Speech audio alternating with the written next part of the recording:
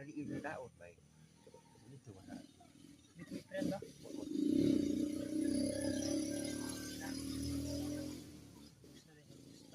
Anday mo sari tarong dai.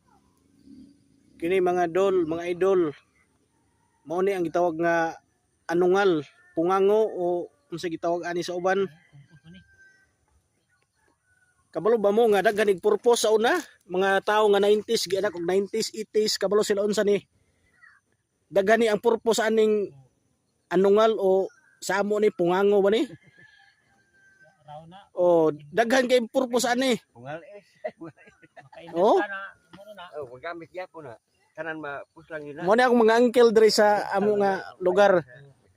Bisag unsa. Among giatubang ning pungango gisgutan na mo og unsa bay mga purpose ani. Bisag asa. Pero daghan gyud ang purpose nga mahimo aning anungal sa mais. Ang uban ani isugnod nila. Pwede sa ilo. Pero Pwede ka ipahit Pag- sa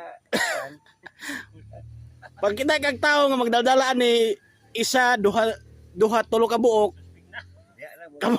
kabalo na kahon sa purpose niya. Unya mo rin dito sa kasagbutan no dito kamaisan Unsa? unsa may ang purpose nga na magdadala si ani. Kay diri sa amo wala may tisyo mo ni gigamit. Ano kay na humana. Nanay po, alam na kung unsa iyang purpose nga na magdadala siya og anungal o pungango ba mato dito sa kasagbutan.